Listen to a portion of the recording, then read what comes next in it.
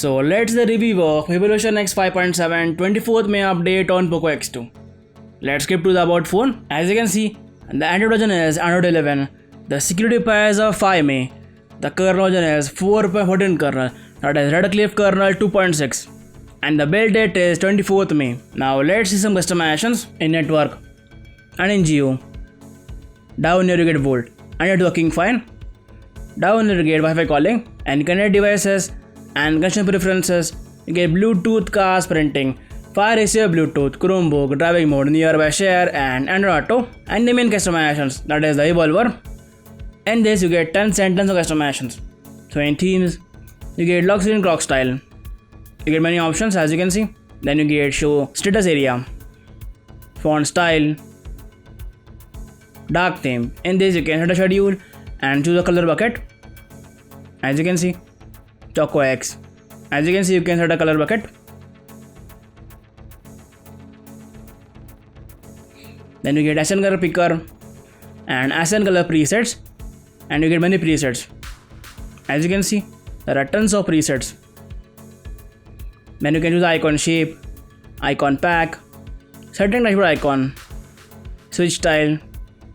In individual mode, you get status bar height, header sizes, rounded corner, and nav bar color.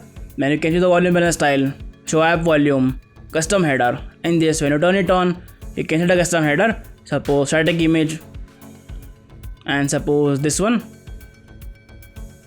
As you can see, you can set a custom header. Then you get QoS style disco, QoS style icon style, QoS tin style, framework default, background alpha, and notification background alpha. In status bar, you get network traffic monitor. In this, you can use location, display mode, and show arrows. In clock and date, you get show clock and date, clock position, aim, PM style, show seconds, etc. In date settings, you get date style, date format, date position, etc. In battery bar, you can use location. Then you get battery bar color, battery bar low battery color, custom charging color, battery bar charging color, blend color, battery bar alignment, battery bar thickness, and charging animation. In battery indicators, you get battery style, battery percentage, and battery percentage when charging. Then you get system icons, show 4G instead of LTE, use old style mobile icon, and roaming indicators. In notifications, you get head-ups.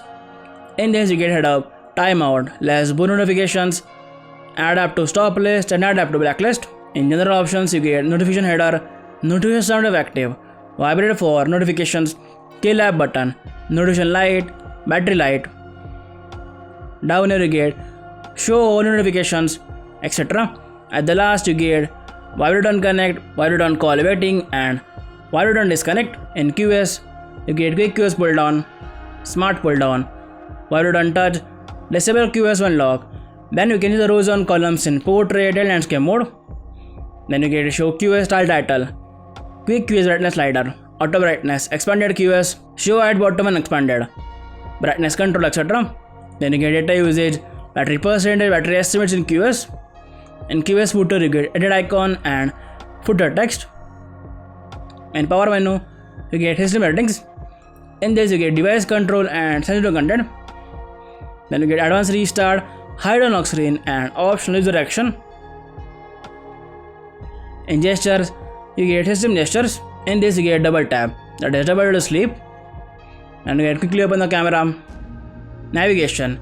In this, you get gesture navigation, 2 button and 3 button, and it's working fine. Now gesture is selected, the back button, home button, and recents. As you can see, it's working fine. Even 2 button. As you can see, the number comes. Even 3 button. As you can see, it's working fine. And in gesture and settings, you get left edge, right edge, amount of screen height, dead zone, show pill. In advanced gestures, you get extended sub action, long sub action timeout, long left sub action, and long right sub action. Then you get gesture bar length, gesture bar radius, haptic feedback, and back gesture animation. In gestures, you get lift to check phone, prevent ringing, 3-finger screenshot. In this, you get 3-finger screenshot, screenshot type, and screenshot quality. In power menu, you get the same options. Then you get skip music tracks and adapt to playback. In gestures, you get long press for torch, brightness control, 3-finger screenshot, double to check phone, and double to sleep. In lock screen, you get always on display schedule. In this you can set the schedule and you can set the start time and end time.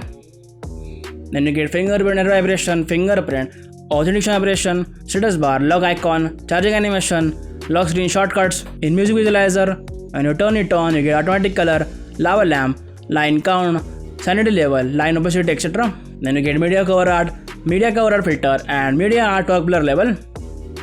In buttons, you get navigation bar. In this you get navigation. Here you get some options. Then you get volume rocker wave, control playback, keyboard cursor control, rear and volume buttons, show volume button on left, and click to pause screenshot. In animations, you get disable animation, screen of animation, back gesture animation, charging animation, scrolling catchy, animation style, animation duration, and tile animation interpolator. In miscellaneous, you get gaming mode. When you turn it on, you get head notifications, disable or wide brightness, ringer and gaming mode, gaming mode indication, and add up for gaming mode. Then you get screenshot settings. In this you get some options. Then you get launch music app on header connection. Then you get sensor block per package, USB configuration, when to the ringtone from, radio info, 4 brightness values, ambient display brightness, and ambient notification brightness, and about section for Revolution X ROM. As you can see, there are tons and tons of customizations. In app notifications, you get conversations. In notifications, you get notification history, conversations, and bubbles. And down here you get wireless emergency alerts. There is allow alert, extreme alert, severe alert, amber alert, test alert, area update broadcast, emergency alert history, alert vibration, and alert reminder. Down here you get notification on lock screen, hide and notifications, allow notification snoozing, suggested actions and replies, notification dot turn up icon, blink light, and D&D. In apps notifications, you get conversations, notification, assistant, screen time, default tab, storage manager, wireless emergency alert, and special app access. And in this you get app compatibility changes, suppose papers. As you can see, you can change some developer options. In battery, you get battery saver. In this you get extreme battery saver. In this you get option of when to use, suppose choose always use, and turn on battery saver, and turn on. All the third party apps get disabled, as you can see. And in this you get essential apps, suppose DRM info. Even the battery saver is on, you can still use the app, as you can see.